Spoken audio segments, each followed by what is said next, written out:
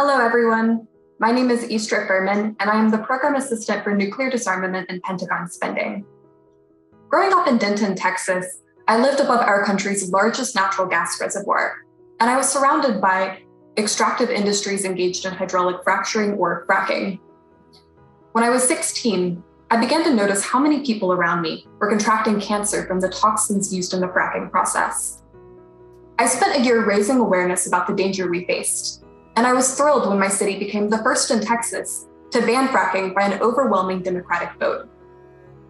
News of our victory was covered across the globe, but the Texas state legislature quickly swooped in to overrule our fracking ban and any future local ban. Experiencing this first legislative disappointment at a young age helped harden my shell to experience many, many more in the work I've done since. While you might think I'm here to talk about policy disappointments, I actually want to focus on the power we have in leveraging young people's voices on the issues that matter to us. Young activists played an instrumental role in my hometown's decision to ban fracking. Similarly, we have an opportunity to change the conversation on nuclear weapons and militarization. But how do young people become passionate about this work, which we might think of as Cold War history? I can only tell my own story of how I found myself here at FCNL. When I graduated from Swarthmore College, I went straight into direct service work through the Quaker Voluntary Service. I worked with incarcerated women who had experienced domestic violence in order to pair them with lawyers and eventually get them paroled from prison. However, once out of prison, women still faced barriers to finding work and housing and community. Partly because I kept running up against these system-wide obstacles, I left direct service and joined FCNL's Advocacy Corps last year to organize for macro-level policy change. I lobby for a pathway to citizenship for undocumented people, since we know that immigration status can be weaponized against people for power and control, as we say in the domestic violence field. When I was invited to apply for my current nuclear policy position, I found tremendous overlap with my existing passions for social justice and ending gender-based violence. In the nuclear disarmament field too, it is Indigenous people, immigrants, women, and people of color who are disproportionately impacted by previous US nuclear weapons tests. And they are also the ones most vocally speaking out against nuclear injustice. For instance, in my first lobby visit this year, I partnered with local Texas frontline community members who survived cancer after they were exposed to radiation from America's first nuclear tests. Some downwinders, as they're called, received compensation from the government, but many did not.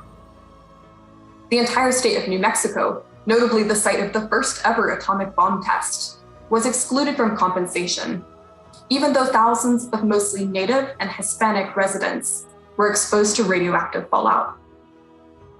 Advocating for compensation for atomic survivors is a pressing issue at the intersection of immigration and racial justice, demilitarization work, and veterans' rights. Anti-Asian hate is also unfortunately embedded in our country's nuclear thinking. Back in 1945, there was a reason the US targeted innocent people in Japan with nuclear bombs, and not people in Germany or Italy. Americans dehumanized Japanese people, and our country shamefully forced hundreds of thousands of Japanese Americans into internment camps. Today, I believe we see echoes of that racism in the xenophobia, anti-Chinese prejudice, spurring on a nuclear arms race. America sees itself and France and the UK as responsible stewards of world-ending weapons. Meanwhile, China possesses only about 6% of our nuclear arsenal, but I regularly hear rhetoric painting the Chinese as impossible to figure out, mysterious, untrustworthy, and threatening. The truth is that these weapons are not safe in anyone's hands. Research shows that 75% of Americans believe nuclear weapons are a danger to the world, but far fewer believe they can do anything about it. Our job then is not just to alert people to the nuclear threat. We also have to empower them to change the status quo. A story that comes to mind is the first time I ever lobbied at FCNL's Spring Lobby Weekend in 2020. When we broke out into state delegation groups, I found I would be lobbying with a class of 11 and 12-year-olds from a local Quaker school. We were teaming up to ask our senator to act on climate change. The teacher seemed a little embarrassed by the children being children, tripping over their words, or forgetting how to use Zoom or breaking into giggles. But I thought their youthful voices were the most powerful in the room, talking about their concerns for their future.